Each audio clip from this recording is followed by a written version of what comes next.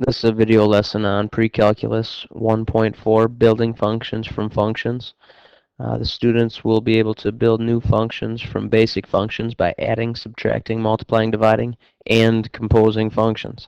So this video should be fairly short as the information is limited compared to some of the sections that we've talked about thus far. The first thing is the sum, difference, product, and quotient of functions, of multiple functions, is pretty basic. You combine them in the ways represented. Sum, uh, sum is shown in this way. If you have two functions, f of x and g of x, this is the notation for adding them. This is for subtracting, multiplying, dividing. Uh, there's there's nothing tricky about it. You take all the like terms from the first one, combine them with the like terms of the second when adding, subtracting, multiplying. You multiply it just like if there were parentheses around two different functions. Um, as far as the domain goes, whatever the domain of both functions, whatever the domain that both functions had in common uh, prior to combining them will be the domain in the end, with the exception of the quotient. You also would not include anything that would make the uh, denominator 0. So real quickly, an example. If you have if you have your function f of x as x cubed and g of x as the square root of x plus 1, here's an example of finding the sum, difference, product, and quotient. Um, there's no tricks about it. Sum, you simply add them together. If you can't combine them, you're done. Difference, same thing. Make sure when you do take the difference of two functions, if there are like terms or multiple terms within the second function, that you distribute the negative to every term. It's a common mistake. But that's it.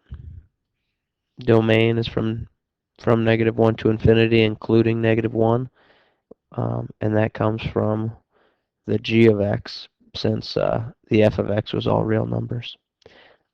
Notice the only difference in the domains comes here, and that's because if you plugged in that -1, that would make the denominator 0, so you just disclude that point. Nothing tricky there. Composition of functions. I tweeted out a YouTube video describing this already. If you looked at that, it was a nice video explaining this. This is a big concept that is new to you, probably. Here's how it works. If you have two functions, f and g, um, such that the domain of f intersects the range of g, the composition of f, the composition f of g, that's how we talk about it, is denoted in this way. So if you see f with a kind of a big open circle g, it's not a multiplication sign. Compositions are different from multiplication. But if you have this composition sign, it's not fog, it's a composition sign, uh, we read that as f of g of x, which also could be written this way, f of g of x. So what I have written here is kind of the mapping of the domain. X must be in the domain of g, or of g of x, and g of x must be in the domain of f for this to work. So here's a quick example. The order does matter in which you write the functions. So if I take f of g of x, that is different from g of f of x.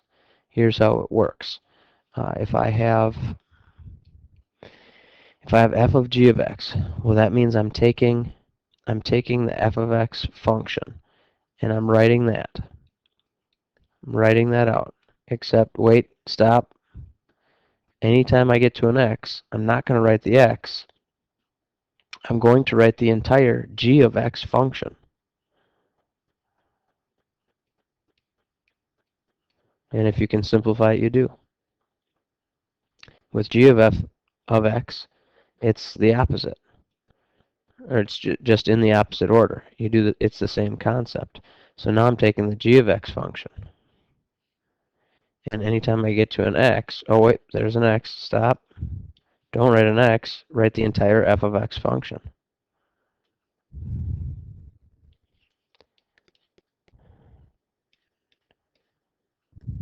And then you're done. If you can simplify, you do, but in this case you couldn't. So that's composing functions. It's not real complex, but students don't realize that it's as simple as, well, whenever there's an x, plug in the entire other function, and then simplify from there. Another concept is decomposing functions. It's basically compositions in the opposite order. Uh, you are given the resultant of a composition, and you need to work backwards and find the two functions that created that composition. In this case, or when decomposing functions, you could get multiple answers. So for instance, like on this one, you could say that f of x was simply the square root of x, and g of x, well, what would I have to plug in for x to get this? G of x would have had to been x squared plus 5. Or another example, I could have said f of x was the square root of x plus 5. Well then, what would g of x have to be in order to get this h of x result? Well, the x would have to be replaced with an x squared. It's two examples. I'd never accept you to put your f of x as just x, as that you could do that every time if I allowed that. So don't try that one. Nice try. Those of you who are thinking that right away. Another big concept that students end up forgetting about by the time quiz or test time comes around is being able to implicitly define functions. Basically, what you're doing when you're implicitly defining functions is you're taking some equation that was not a function. It would not pass a vertical line test. Like, for example, this right here. That's the equation of a circle. That's the equation of a circle centered at the origin, radius of 2 units. That would not be a function because a circle would not pass a vertical line test. If you implicitly define it, you are writing out multiple functions, or multiple equations, if you will, that would graph the same thing as what you started with. It would just take more than one, so that each one by itself actually is a function. How do you do that? Well, you just solve for y. If you subtract x squared and then take the square root of both sides, you end up with two equations.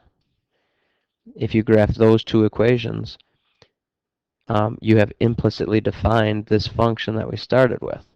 And we say that the relation given by the equation defines the two functions. And basically what that means is you write out multiple functions or multiple equations to represent an equation that was not a function. So an example of that, this is pretty neat, is that if you take something like this, and this is something you're going to have to do in the not too distant future. You're going to have to take something like this and get y by itself. Well, the issue here is you've got a y squared and a y term. Well, we can get around that because we know how to complete the square. So I've got the steps already laid out here on the left, and you can read through them, pause, look through. It's not that complex.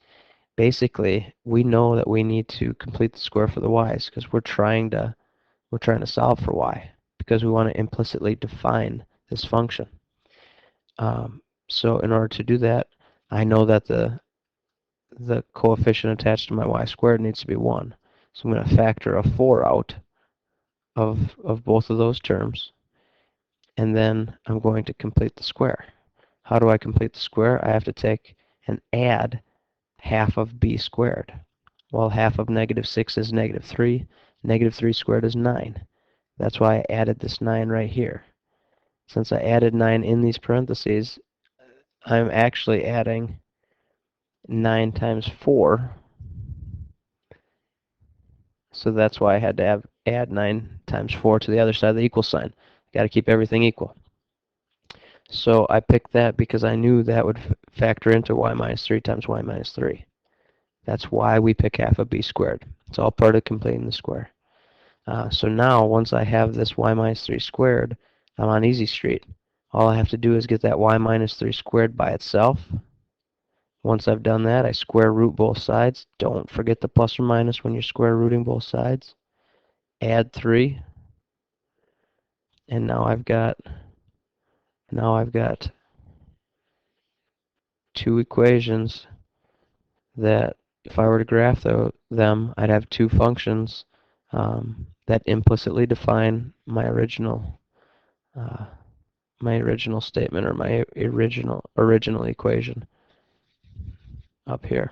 So don't forget, if I ask you to implicitly define function, it it just means get the y by itself and tell me the two equations that you need to in order to represent what you started with. That's it. Enjoy the homework, and I look forward to the questions in class.